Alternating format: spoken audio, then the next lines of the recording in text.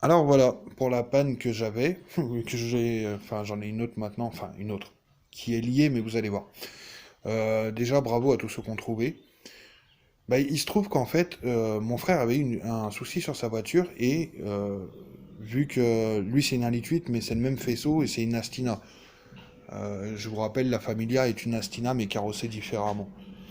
Mon frère avait eu besoin de pièces pour tester et je lui avais prêté mon allumeur. Donc oui, c'est bien lié à l'allumage.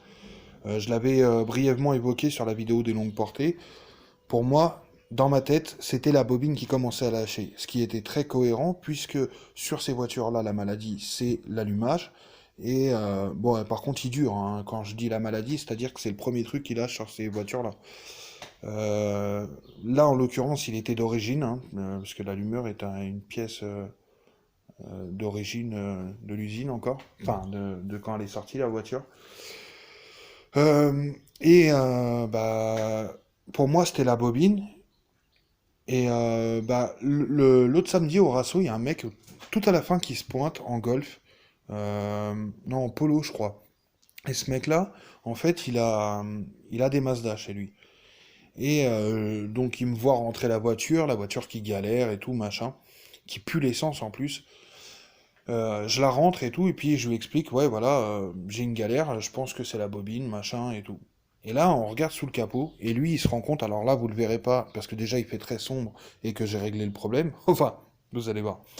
C'est que, en fait, sur les faisceaux d'origine, qui sont beaucoup plus fins que ceux que j'ai là, qui sont des 10 mm en platine, vous avez les espèces de plaques avec les encoches qui viennent maintenir vos fils.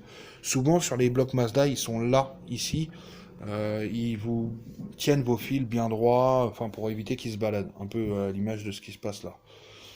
Euh, du coup, cette plaque qui là était visiblement sur le faisceau ou sur un câble ou quoi, s'est retrouvée à se loger en fait au moment où j'ai réenquillé l'allumeur entre l'allumeur et la partie cache-cul-but où ça vient se plaquer au moment de s'incruster dans l'arbre à cam. Donc, vous allez me dire, bah ouais, entre-temps tu l'as démarré, il n'y a pas de souci, elle roulait et tout. Enfin, en tout cas, moi je vous le dis. Elle démarrait, il n'y avait aucun souci, et elle a commencé à délirer il y a 1 ou 2 jours.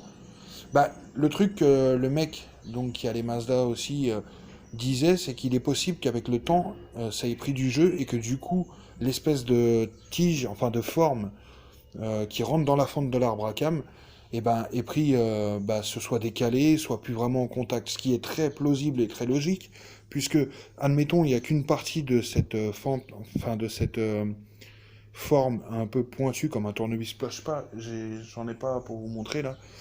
Bah, si elle était plus très bien en contact avec l'arbre à cam, forcément, si vous tournez, si vous accélérez normalement, bah, au lieu de faire, si vous voulez, au lieu de compter un tour avec le doigt d'allumeur, tout ça, et puis le capteur, et ben il compte qu'un, enfin je sais pas si vous voyez, il compte qu'un mouvement sur deux, enfin qu'une partie de ce truc sur deux.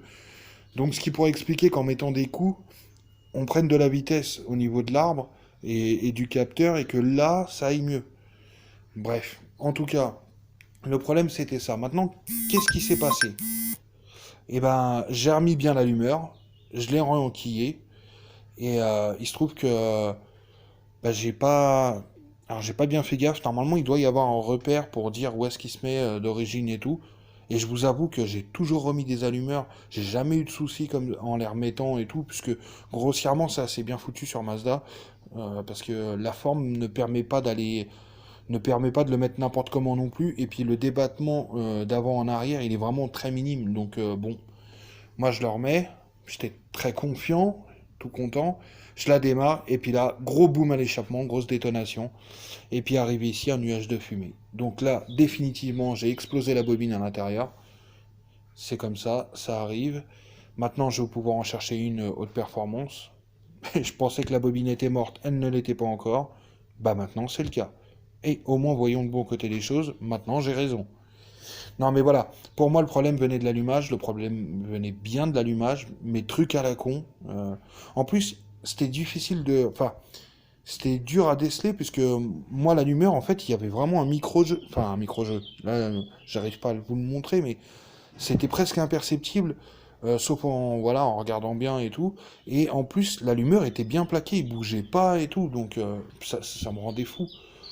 Et quand j'ai renlevé l'allumeur et que cette pièce est tombée, j'ai dit bon, bah ok, c'était bien ça. Donc voilà, j'ai pété la bobine. Bon, bah c'est pas grave, hein. On va en racheter une. Tout va bien. Je pense que je vais remettre sur le fil d'actualité ma cagnotte en ligne pour cette voiture parce que ouais, ça va quoi. Je suis en train de lui refaire un train arrière complet aussi et tout et ça pique. Voilà, monsieur, dame.